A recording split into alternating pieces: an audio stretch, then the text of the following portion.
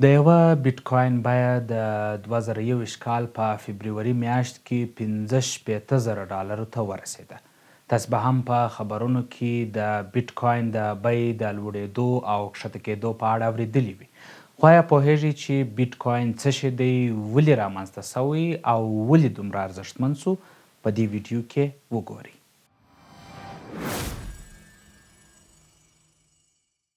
بیټکوین هغه کرنسي ده چې د نورو کرنسیانو پر خلاف یې نه طرحه کوونکی معلوم دی، نه یې چاپونکی معلوم دی، نه ضمانت کوونکی لري او نه هم په فزیکي ډول کوم څه سته.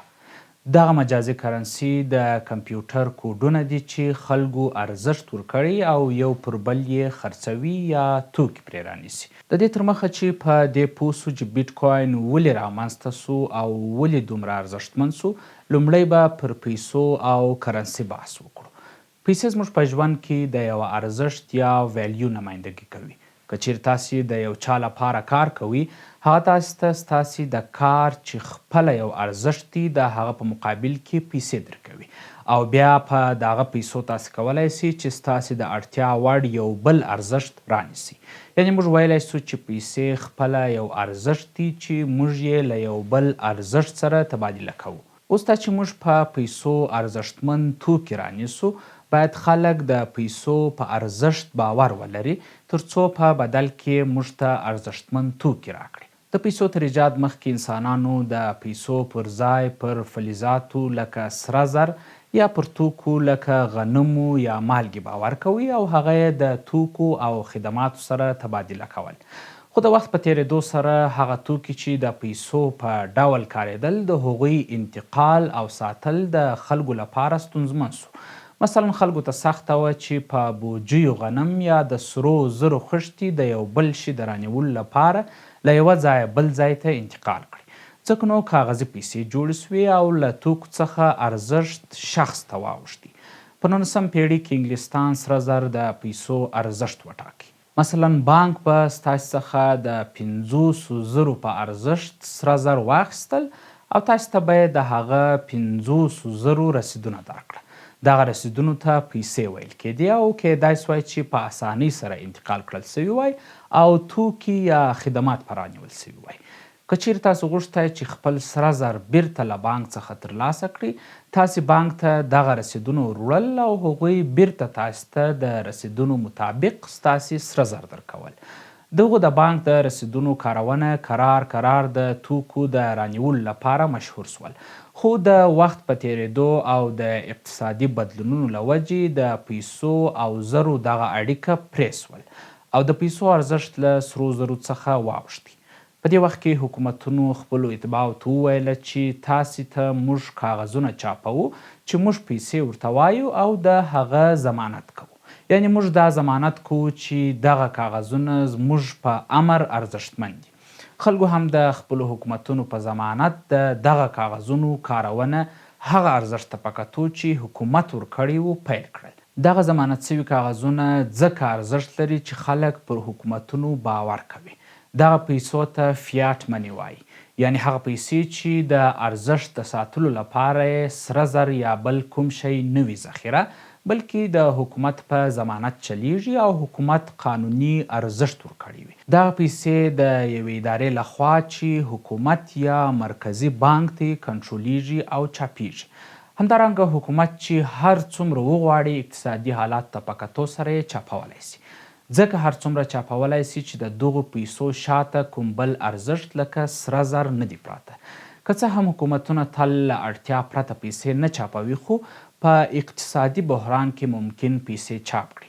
لکه په سریلانکا کې چې په 2022 کال کې اقتصادي بحران راغلی، د دوی حکومت پریکړه وکړه چې د خلکو د معاشونو د ورکولو لپاره به نورې پیسې چاپ کړي. په دې کار سره د پیسو ارزښت کمیږي، ځکه پیسې په بازار کې ډیریږي او هغومره توکي چې په بازار کې اړتیا وي موجود نه وي، نو د توکو بیې لوړیږي او انفلاسیون رامنځته کیږي. په دې سره هغه خلک چې په بانکونو کې یا هم نغدي پیسې لري، د هغوی ارزښت هم کمیږي. کله چې فیاټ مني رامنځته سوې، حکومتونو ډیجیټل پیسو جوړولو ته هم مخه کړه، ځکه د فزیکي پیسو لپاره یو سیستم موجود و، نو د ډیجیټل پیسو رامنځته کول اسانه وه. لکه اوس په زیاتره هیوادونو کې د کریډیټ کارت یا پیپال ډیجیټل پیسو په واسطه توکي رانیول کیږي او فزیکي پیسې ډیرې کمې کاریږي. که څه هم ډیجیټل پیسو اساني رامنځته کړه، خو دا پیسې هم د یوې متمرکزې ادارې لخوا کنټرولیږي. یعنی حکومت کولی سوای چې ستاسې د بانک اکاونټ معلومات د ټکس یا نور دلایلو له وجې له بانک څخه اخیستي وای. کله چې پیسې د یوې ادارې لخوا کنټرولیږي، یعنی متمرکز سیستم وي، معلومه خبره ده چې د هغې ادارې ډیر یا مطلق واک په لاس کې دی. او کله چې د یوې ادارې مطلق واک په لاس کې وي، هغه کیدای سي فساد وکړي یا یې مشران ناسم تصمیم ونیسي، ډیرې پیسې چاپ کړي او هغه پیسې چې د خلکو سره دي د هغوی ارزښت کم سي. لکه په وینزویلا کې چې حکومت ډیرې پیسې چاپ کړي او د پیسو ارزښت دومره کم سو چې خلکو پیسې حسابلې نه بلکې تللې. او بل چې مطلق واک د حکومت یا مرکزی بانک په لاس کې وي، هغه د خلکو د ټولو پیسو واک لري چې کیدای سي د بانک حسابونه کنګل کړي، تاسو ته ستاسې پیسې د یو دلیل له مخې نه درکوي. یا که تاسې پیسې په بانک کې نه ایږدي، کیدای سي ستاسې پیسې حکومت ناچله اعلان کړي، یعنی د دغو کاغذونو ضمانت چې حکومت کړی وي هغه بیرته واخلي. لکه هند چې څو کلونو مخکې 1500 او زر لوټونه ناچله اعلان کړل. هند بل کار نه دی کړی، بلکې د یو ډول کاغذونو ضمانت یې لغوه کړ او د بل ډول کاغذونو د ضمانت وعده یې ورکړه.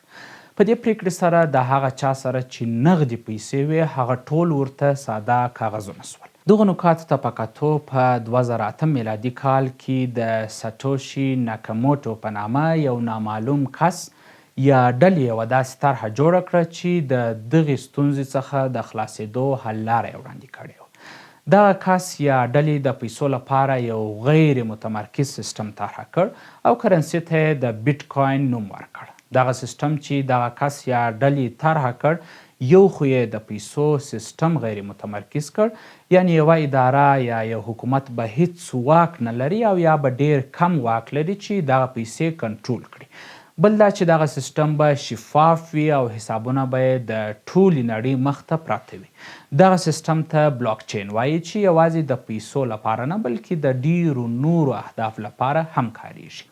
د پیسو په متمرکز سیستم کې که چیرې تاسې له بانک څخه د هغوی ټول حسابونه وغواړي، هیڅ امکان نه لري چې تاسې ته یې درکړي. خو د بلاک چین په سیستم کې ټول حسابونه د ټولو خلکو مخ ته پراته وي او هر څوک یې کتلی سي چې څونه پیسې پر کوم وخت ولیږل سوې، خو اشخاص پکښې نامعلوم وي.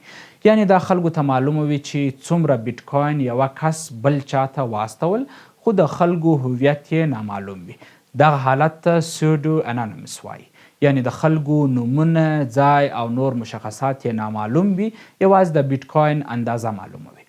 تاسو په دې انځور کې وینئ چې په می 2010 کې 10,000 بیټ کوین بل کس ته استول سوي، خو نوم او نور مشخصات یې نامعلوم دي. دغه په بیټ کوین لومړۍ سودا وه چې په 10,000 بیټ کوین یې 2 پیڅاوې رانیولې چې اوس یې قیمت میلیونونه ډالره کیږي. د شفافیت سره سره لکه څنګه چې ما مخکې ذکر وکړي، بیټ کوین غیر متمرکز سیستم دی. په دغه سیستم کې چې هر کمپیوټر د سیستم برخه ګرځي، د هر بیټ کوین د لیږد رالیږد ریکارډ پکښې کاپي کیږي. یعنی په ټولو کمپیوټرونو کې د حساب کاپي پرته وي چې لیجر ورته وایي. که چیرې یو یا څو کمپیوټرونه خراب یا هیک سي، حسابونه نه ګډوډیږي، نه خرابیږي او نه له منځه ځي. بیټ کوین د نورو مجازي پیسو په ډول په غیر فزیکي بڼه دی. لکه په نوم کې چې کوین یا سکه سته، په حقیقت کې په فزیکي ډول هیڅ سکه نسته. کله چې تاسې بیټ کوین رانیسئ، ستاسې په نامه یوازې د بیټ کوین د حساب په کتاب کې د بیټ کوین کوډ ثبت سي. یعنی صرف د کمپیوټر یو تولید سوی کوډ ستاسې د بیټ کوین په والیټ یا بټوه کې جمع سي. اوس دا چې په فزیکي ډول کوم څه موجود نه وي، د بیټ کوین ارزښت ولې دومره ډیر سو؟ د بیټ کوین د ارزښت د لوړېدو څو مهم علتونه دي. یو یې غیر متمرکز والی دی چې د انټرنیټ په ډول په نړۍ کې د هیڅ مشخصې ادارې تر کنټرول لاندې نه دی. د انټرنیټ تر ایجاد مخکې که فکر وکړئ، معلومات هم متمرکز و. یعنی موږ د معلوماتو د ترلاسه کولو لپاره یو څو مشخصې سرچینې درلودلې، اوس یې له بې شمېره او غیر متمرکزو سرچینو څخه ترلاسه کوو. د بیټکوین ګټه د متمرکز سیستم په پرتله دا ده چې ستاسې د پیسو واک یوازې ستاسې سره دی. یعنې هیڅ هیواد، حکومت یا اداره نسي کولی چې ستاسې اکاونټ در بند کړي یا مو پیسې درڅخه وګرځوي یا مو حسابونه وګوري. دغه امنیت ته په کتو سره خلکو د بیټکوین رانیول پیل کړل او ارزښت یې ډیر سو. د ارزښتمن کېدو بل علت یې دا دی چې د بیټکوین لیږد رالېږد د نورو فیزیکي او ډیجیټل پیسو په مقابل کې یو ارزانه دی او بل منځګړی نه لري. یعنې کله چې تاسو یو چاته کاغذي یا ډیجیټل پیسې استوئ، تاسې مجبوره یاست چې د بانک یا صرافۍ له لارې یې ولېږئ چې هم مصرف پرې راځي او هم مو د پیسو ټول ریکارډ له بانک یا صرافۍ سره پاتیږي. خو د بیټکوین په لیږد کې درېیمګړی نشته. مستقیم یو چاته استول کیدای سي چې دې ته پیر ټو پیر نیټورک وایي. که څه هم بیټکوین نوې کرنسي ده، خو بیا هم په ځینو هیوادونو کې خلک کولی سي چې په بیټکوین د ژوند اړتیاوې پوره کړي. د بیلګې په ډول د مایکروسافټ کمپنۍ بیټکوین مني او خلک کولی سي د دوی توکي په بیټکوین رانیسي. حتی په ځینو هیوادونو کې د بیټکوین کارډونه جوړ سوي چې خلک کولی سي په هغو ځایونو کې چې بیټکوین منل کیږي سودا په وکړي. د دې سره سره چې د بیټکوین بیه ډیره لوړه ده او زیات مشهوره کرنسي ده، خو بیا هم زیاتره حکومتونه تر اوسه نه ده قانوني کړې او ډیر خلک یې اوس هم منلو ته زړه نه ښه کوي. حکومتونه یې ځکه قانوني کېدو ته زړه نه ښه کوي چې اول خو د پیسو واک د دوی له لاسه وځي، او دوهم دا چې ډیر کله ادعا کیږي چې د بیټکوین په واسطه غیر قانوني توکي رانیول کیږي او خرڅیږي او حکومتونو ته یې کنټرول ستونزمن دی او خلک استفادې ته ځکه زړه نه ښه کوي چې قانوني ملاتړ نه لري. ځینې حکومتونه هڅه کوي چې قانوني حل لارې ورته جوړې کړي، خو ځینې یې هیڅ منلو ته چمتو نه دي. دا چې بیټکوین څه ډول جوړیږي، چې بیټکوین ماینینګ ورته وایي، تر کومه وخته به دا پیسې جوړیږي او څومره به جوړیږي، دا موضوع به راتلونکي ویډیو ته پرېږدو.